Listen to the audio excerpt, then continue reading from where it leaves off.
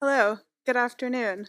I'm Shoshana Rosen. I'm an educator here at the Frick for public programs, and it's such an honor for me to welcome you today for our inaugural lunchtime lecture here in the beautiful new Ian Wardropper Education Room.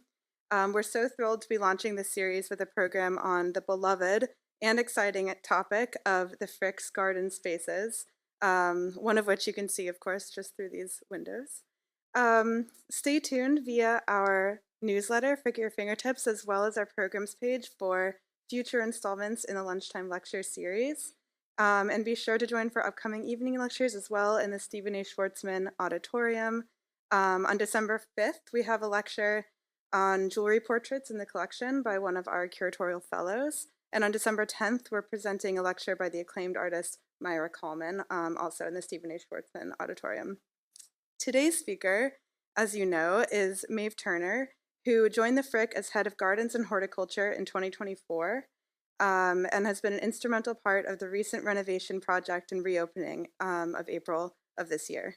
Maeve has been a horticulturist in New York City for almost 20 years prior to joining us here at the Frick. She's worked in a variety of private homes and terraces, as well as some of the city's defining institutions, including the High Line and the Brooklyn Botanic Gardens. Maeve will delve into the history of the Frick's 3 unique garden spaces, giving us the inside story of the recent refurbishment, as well as a look of what's next in upcoming seasons. Following the talk, we will also have time for a few questions from the audience. So with no further ado, it's an honor to welcome Maeve to the podium.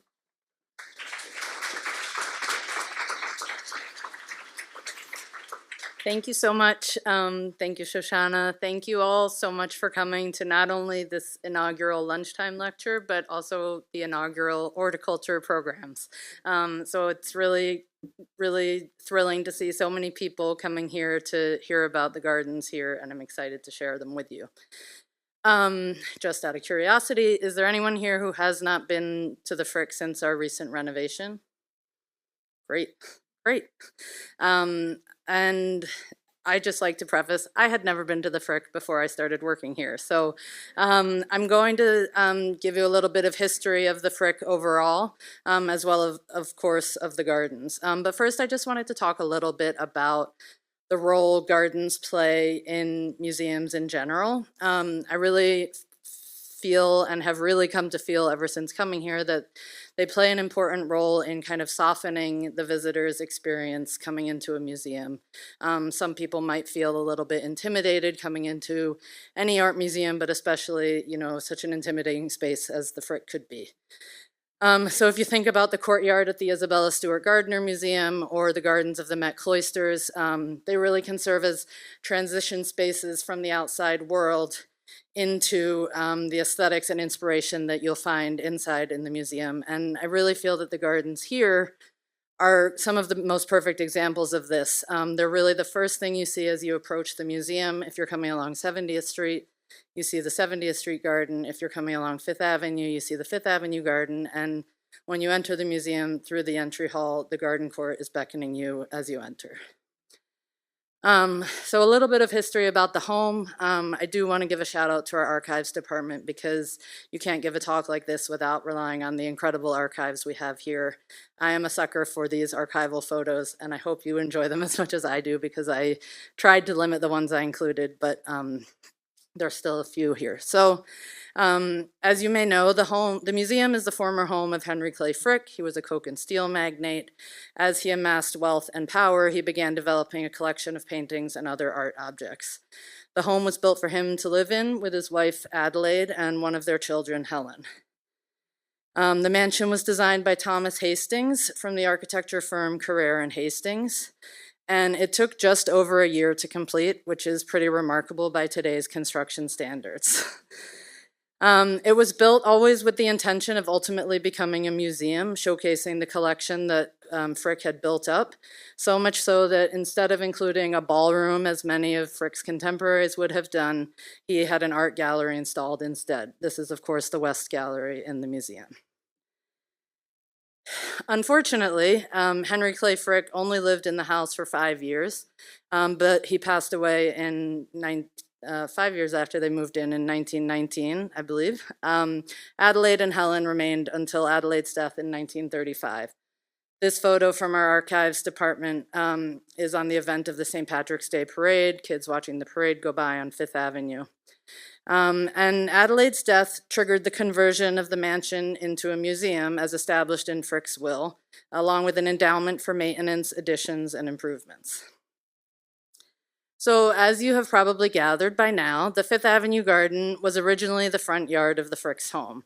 And the existence of a mansion like this having a front yard really distinguished this mansion from many of the other mansions along Fifth Avenue. They set the modest house back, instead of being up against Fifth Avenue to CNBC, and they wanted to have a front yard to be in. And today it serves as a really nice reminder before you even enter the museum that it was originally a residence. So this photo is from 1938, just a little bit after the museum opened. But during the conversion from mansion to museum, the board of directors hired Frederick Law Olmsted Jr., the son of the designer of Central Park, to kind of formalize the plantings in the garden a little bit. He focused on increasing symmetry, putting in hedges on either side of the terrace, edged the lawn with barberry, put in privet hedges along the Fifth Avenue fence. We really can't talk about the Fifth Avenue garden without mentioning these incredibly beautiful mosaic pebble paths. They have this amazing geometrical border, and they have repeat motifs of trees, acorns, birds, and turtles. These paths are original to the garden, and there's historical anecdotes that Henry Clay Frick himself was very fond of them. They're visible from the street. If you're in the portico gallery, you can see them. If you're looking out from some areas of the first floor, you can see them, but really now that we have the second floor galleries open, you can really get a great view down onto these paths, and I encourage you, after you're finished looking at the art on the second floor, look out the windows and look down and see these amazing pebble paths. So when the museum opened in 1935, the path was already in need of repair. This photo is from 1939. But it wasn't until 1989 that it was fully restored to the state that it's in today. Unfortunately, by then, the plans, actually somewhat surprisingly, the plans were not around for that. So the architect that was hired to restore them had to kind of piece together the original patterns. In this photo, you can also see those privet hedges that Frederick Olmsted Jr. had planted, and close observers may also notice the arrival of the magnolias in the garden. So these magnolias are, at this point, pretty iconic to the museum, but they were not added to the garden until a few years after the museum opened. The board decided that the garden needed some sort of dramatic statement, and they brought in these magnolias.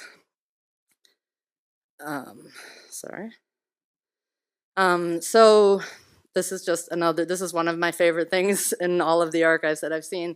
This is the receipt from the magnolias in 1939. You can see they were described by Syosset Nurseries, where they came from, as perfect specimen, 10-inch caliper, 16 to 20-foot high trees, and they cost a whopping $300 at the time. That's about $8,500 today, and considering this includes the cost of furnishing, digging, delivering, and planting this material with labor, topsoil, and permits, this is an absolute steal for getting a tree like this in the garden. I would surmise that getting a tree like that, a perfect specimen tree like this, 16 to 20 feet tall, put in today would run much more than $8,500. But as you can see, it really was a pretty remarkable specimen in the day.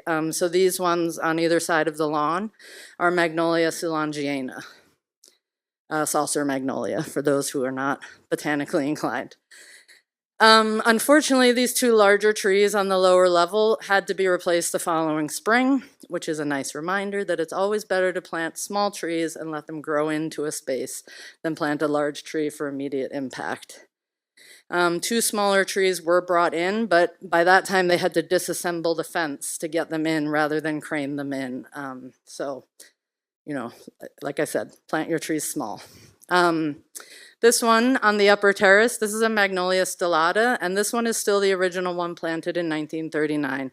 She's still a pretty remarkable specimen at 86 years old. This photo is from this spring. So the magnolias are pruned meticulously each summer to produce their beloved spring blooms and also to keep them structurally in scale with the mansion behind them. And this was a specification that was made by Russell Page, who we'll get into a little bit later, but when he was on site for his work on the 70th Street garden, he was engaged for a slight redesign of the Fifth Avenue garden. The magnolias had been left to grow unchecked for years. I think they were just like very out of control, and he drastically reduced their size, and he specified that they should never let go above the balustrade on the third floor. So this photo is from this summer. This is a crew from Rosedale Nurseries who have been pruning these magnolias, for years, and it was important to me to work with them to see, the process, how they went about it. And just see, how they went about shaping them.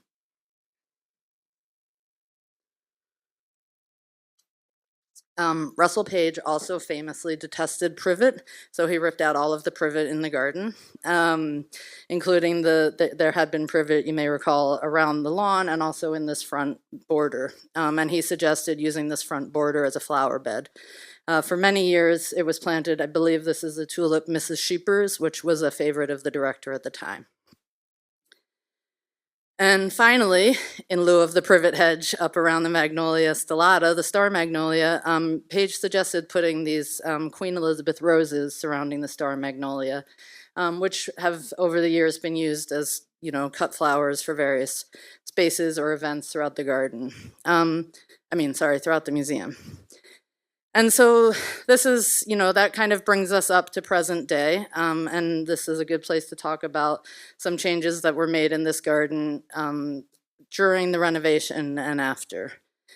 So the Fifth Avenue garden was actually mostly excluded from the renovation process, although being adjacent to a construction process is never really ideal for a garden, debris. There's obviously scaffolding work to be done on the mansion. So, while I thought, that garden won't need much, it was also kind of a storage space. But one thing that was part of the renovation was putting in these new lights. You can see them here, the copper lights there along the edge. And to do that, we had to rip out some of the roses in the front border. And I just used that as an opportunity to diversify this bed a little bit. This bed had really just been the magnolia and the Queen Elizabeth roses and some ivy under the magnolia, but I kind of wanted to diversify the planting for visual appeal, habitat, lots of reasons. So, excuse me.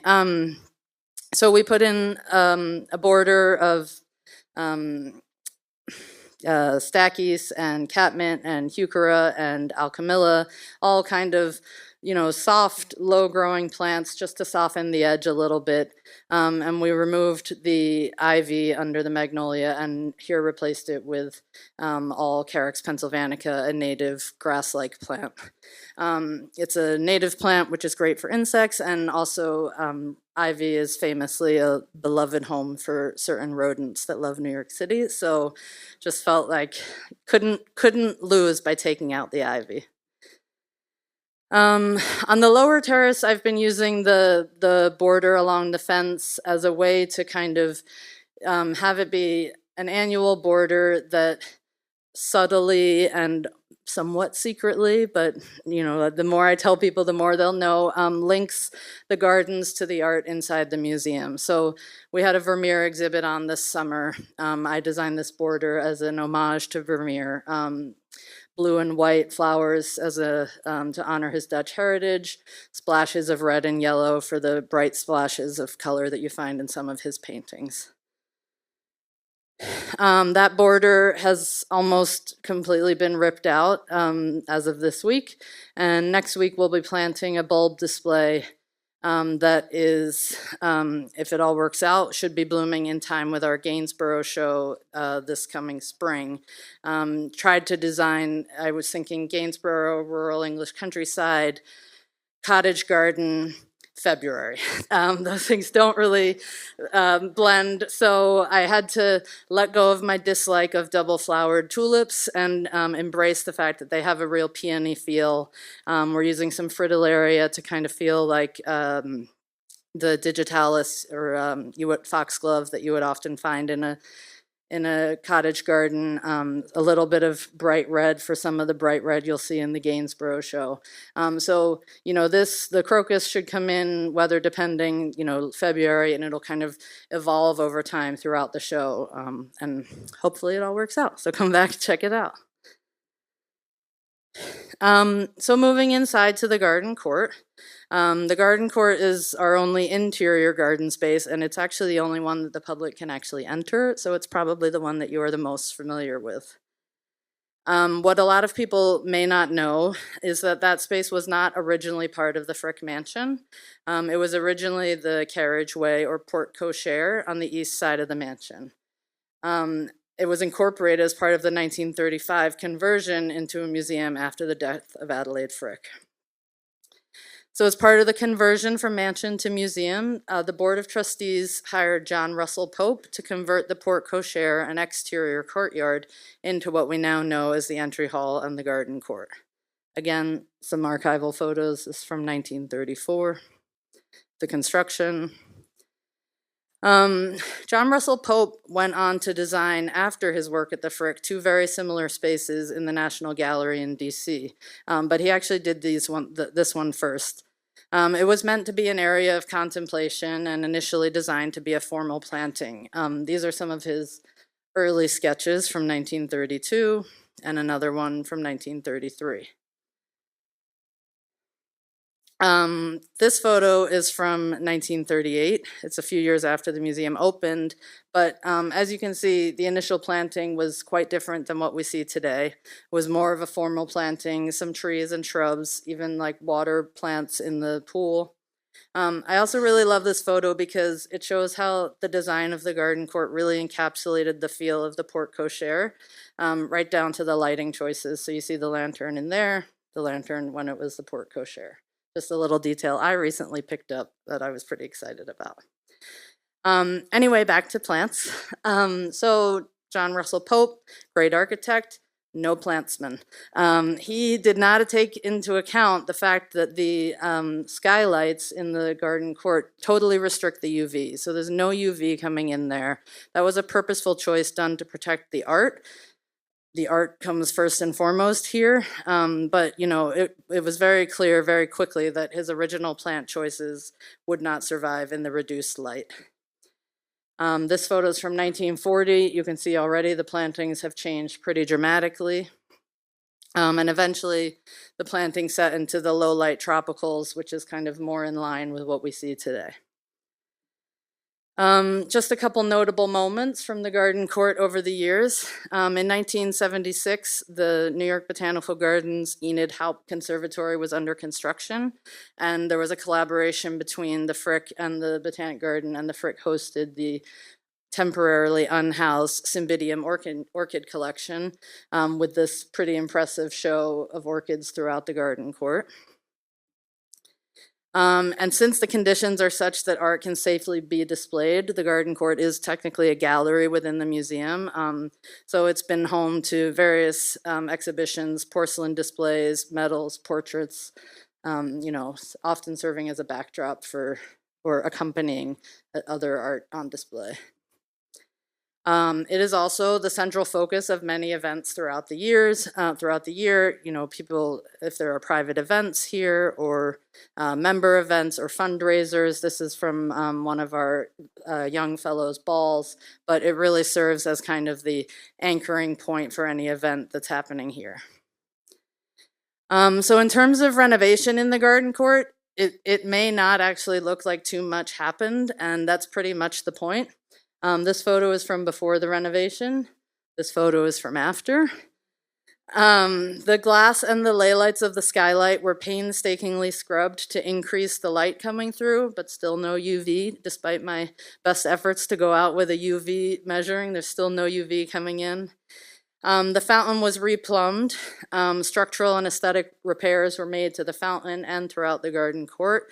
And crucially, to me, the soil was removed. And so I believe the soil that was there before it was removed, as part of the renovation, was probably the original soil that was put in, which, thanks to the receipt that I have in the archives, was a topsoil, which is really just like not ideal for plants growing inside. When I arrived, these beds were completely empty.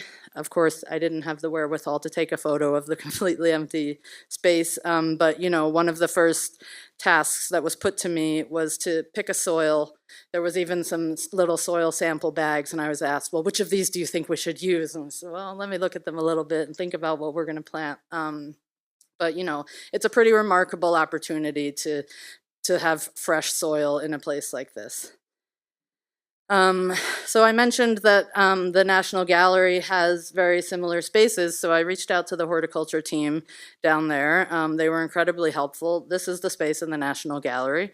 Somebody was just in here, thought it was an old photo of the garden court. When I went, I was pretty struck at how similar it is. And it's very similar, but they have two crucial differences: drainage and back of house space. So at the National Gallery, their beds actually are basically bathtubs with no drainage, and they have lots of back of house space. They actually have 8 greenhouses tucked within the borders of the National Gallery. Here at the Frick, we have drainage, but no back of house space whatsoever. So at the National Gallery, they are able to have kind of potted plants sunk within the gravel, and they change them out, every few months. But I knew that I didn't have that luxury. I don't have a greenhouse here. I didn't want to be like buying new plants every few months. And I also knew that I had the luxury of drainage. So I wanted to have plants in soil and leave them in for as long as possible. So they actually referred me to the horticulture team at the Smithsonian Portrait Gallery. So it was a fun little trip around DC. And they had been using a product there called Success Soil, which is an interior specific planting mix, specifically made with high drainage, good organic matter, good for interior plants.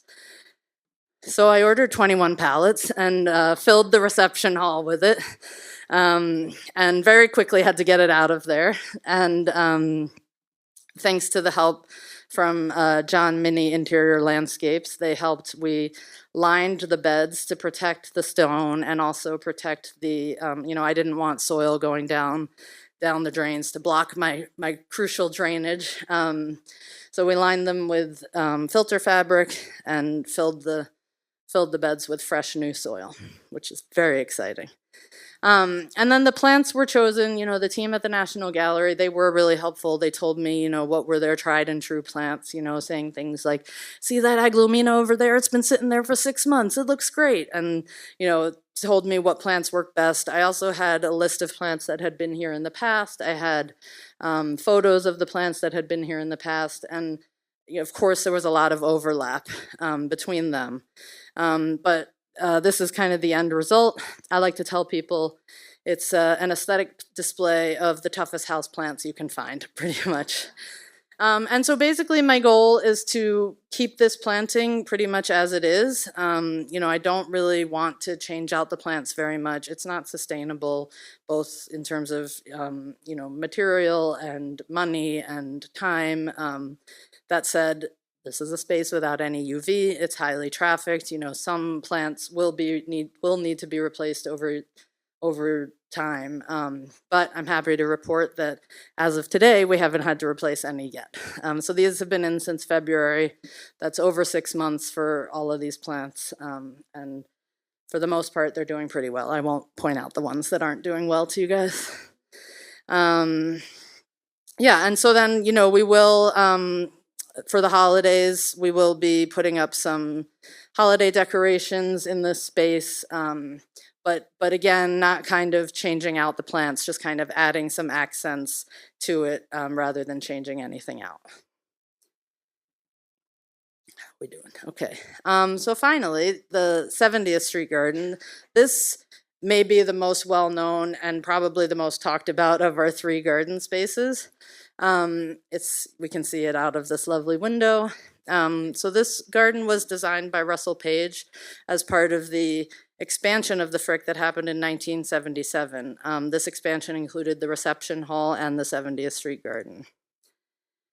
This slide is from Beyer Blinder Bell. Ooh, source isn't showing. They were the architecture firm that oversaw the renovation.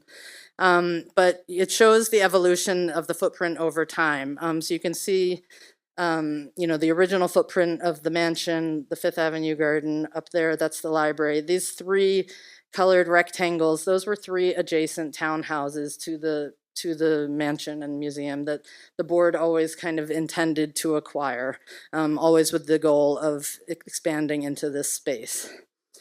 In the 1940s, they built an underground art vault under one of these lots to preserve the art collection in case the city ever came under attack in World War. But by the time all 3 of the lots had been acquired, there just wasn't the financial wherewithal to do the full expansion. So the reception hall was built and the decision was made to install a garden temporarily until the full expansion could be done. So the board hired Russell Page to design the garden. Russell Page was an English gardener and garden designer. He was considered a renowned landscape architect at his time. Although this was his first public garden in America. He had done some private ones, but this was the first public garden. And the thing about the garden that's just so unique is that he very specifically designed it to be a viewing garden. He only wanted it to be viewed from outside the garden, never from within. He said he wanted it to appear like an impressionist landscape with no one but the gardener to be seen within it. At the time, Martha Frick Symington, who was the granddaughter of Henry Clay Frick, she was a former president of the American Garden Society and was on the Frick's board of trustees. And she had, as you might imagine, some strong opinions about this temporary garden. She really wanted it to be a flowering garden and also to have a formal structure. So Page really achieved all of these goals within one garden. And the thing that's amazing about this viewing garden is it really has 2 very distinctly different views. One from within the reception hall within the museum, and one from 70th Street. This was, of course, when it was built. Now we have another 3rd view of the garden from up here. But, if you're looking at the garden from the reception hall, it's really dominated by this rectangular pool. There's, formal symmetrical plantings on either side. In the summer, the pool is planted with water lilies, tropical plants, lotus, and then there's the symmetrical flowering plants on either side, and there's, trees more or less symmetric on either side. This photo is from the first spring when the garden was installed. If you're looking at the garden from 70th Street, it's a completely different view. The garden is, Russell Page purposely elevated it 3 feet up so that you would be looking up into the canopy of the trees. You're looking through the fence. You are, instead of seeing, the pool dominating your view, the pool kind of disappears and looks almost like a canal, and it appears to be much narrower. And the trees are very purposely planted asymmetrically throughout the lawn so that you can see the trunk and the structure of the trees. You can't quite see it in this picture. This picture is also from 1977, so things were still growing in. But at the back of the garden, the eye is brought upwards by wisteria on either side of the trellises there. Those trellises there are now these windows that we're looking out, but there's wisteria that go up the wall to bring your eye up, and there's a planter on the 2nd floor that Page initially installed to hide the unsightly back of the library building, but also to provide a sense of vertical lift in an otherwise very small urban garden. There are plantings of azaleas and rhododendrons along the back rear wall, and then there's the 4 beds of annuals that have a rotating display of annuals that change throughout the years, throughout the season. So you can see that, Page got his viewing garden, Martha Frick Symington got the formal garden, and also her desire to have a flowering garden with the changing in the plantings over the season. This is a photo from much later and also in the winter, but you can really see the view from 70th Street and just how different it is from the view from the reception hall. And Paige spoke a lot about gardens having good bones, and this garden is a perfect example. Despite there being multiple changes to the various plantings over the years, the effect of the garden remained, and so much so that it garnered international attention and love. And when Russell Page passed away in 1985, the New York Times mentioned in his obituary this small little less than 5,000 square foot garden as one of his most important works. So it's no surprise that, when it came time to do the renovation, there was a very strong desire to keep this garden and to restore it to its original design. So I mentioned that there had been an art vault underneath one of the lots. This is the art vault being constructed. This is the art vault in use. And the garden was always built on top of that art vault. So it was always a roof garden, maybe one of the earlier roof gardens being from 1977. The vault and some of the surrounding space was converted into the new Stephen A. Schwartzman Auditorium as part of the renovation. And so removing the garden was necessary for this project, but that also provided the chance to do some really necessary structural repairs under the garden and also to install some much needed irrigation. In a garden this day and age with climate change, having irrigation goes a long way. So once the vault was demolished and the auditorium was installed, the garden was reinstalled according to the original layout of Russell Page's design. A lot of care was taken to record the condition and location of all the historic objects in the garden. They were replaced in the same location. Everything was put back exactly where it had been. And the design team hired Lyndon Miller to oversee the plant section of the restoration of the garden. Lyndon has restored many public gardens throughout New York City. She has projects at NYBG, Bryant Park, and Central Park. So Lyndon worked really diligently to document the garden. You can see here this is the garden per Russell Page's design. This is the garden right before the renovation. And then she worked really hard to restore the garden, keeping the original vision of Russell Page, keeping the bones of the garden, keeping the design principles intact, and also taking into account changes that occurred over time, both within the garden and around the garden. Everything from, these windows, these are now windows, not just trellises against a wall. This used to be, there was a wind tunnel over there that caused a lot of wind coming into the garden that had had an effect. And, she wanted to account for all of that. Maybe some of these buildings across the street, more shade. So she took all of that into account and I think did a really great restoration of the garden according to his original intent.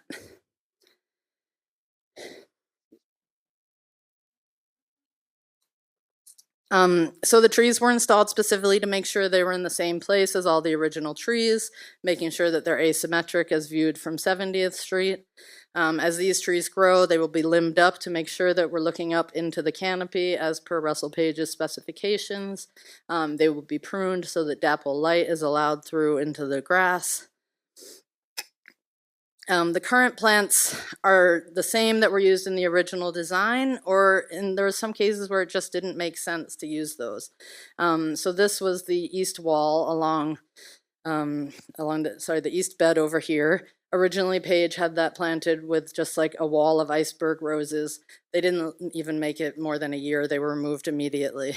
Over time, that bed had become mostly boxwoods and hollies. And so Lyndon took the time to, like I said, read about plants he liked, plants he used in other gardens, and she wanted to, break up the monotony of the plants that had been there and also keep the importance of the symmetrical view from the west side, from 70th Street. And so she included things like hydrangea that she knew he liked and pieris, and also important base keystone plants like the ilex, sky pencil, of course the boxwood edging. I also just wanted to use this point to talk about the trellis. So the trellises on the wall were such an important part of this design that Russell Page went so far as to specify how to mix the precise color green. And, you know, you can actually see here the climbing hydrangea. This photo is from 1977. The climbing hydrangea is already kind of overtaking the trellis. By the time of the renovation, you really couldn't see the trellis at all. So taking that into account, and the fact that these trellises on the north wall are not quite as prominent because now we have this beautiful education space, the shutters get open from time to time. You know, Lyndon and I made the decision together to kind of keep the trellises a much more prominent view of the garden, and so we were only growing clematis up it instead of the climbing hydrangea. Climbing hydrangea really has a tendency to just overtake any space that you plant it. But we, you know, we just felt that since he went so far as to specify the colors, it would really be a shame for them to be overtaken by plants.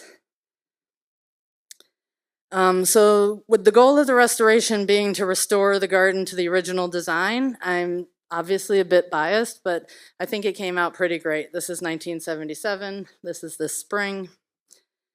Really got like a refresh or a glow up. You know, the areas in this garden where we can kind of make changes, make seasonal change, which I think are really kind of a unique aspect of gardens in museums, because, you know, somebody mentioned to me once, like, oh, you're taking care of a space that changes in a place that's meant to protect things from changing. So, you know, I feel that like gardens in museums and their seasonal change are important. People come back and they see some things that have changed. So in this garden, you know, it's really just those four beds of annuals.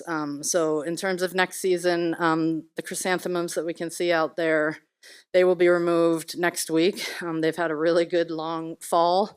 They'll be removed next week and replaced with this beautiful Delta Pure Rose pansy. After that, we'll be putting in these kind of white with green edged tulips underneath so that they'll grow up through the pansies. And then following on the theme of pink, green, and white, we haven't locked this in completely, but we really like the idea of having this caladium, the large white heart-shaped leaf there, as kind of a really impactful color, and then some of the impatiens to match it underneath. And we're still working on fall. I'm very humbled here because I'm always thinking like, oh, you know, gardeners, we have to think, you know, like a year in advance. We have to buy our bulbs in August, and then, you know, the art team is telling me like, oh, well, we have our exhibitions planned through 2027. What do you have? I'm like, oh. But I wanted to end with a quote from Russell Page, which he said about the 70th Street Garden, but I really think it can be applied to all of the garden spaces here. He said in an interview with Home and Garden magazine that when he was designing the 70th Street Garden, he was aiming for tranquility because of the feeling that he feels of tranquility within the Frick, and his feeling that that is the quality shown by the greatest gardens he ever knew. So it's my hope that the gardens here provide you and everyone who comes through with their own sense of tranquility and a place for respite and reflection. That's it. Thank you.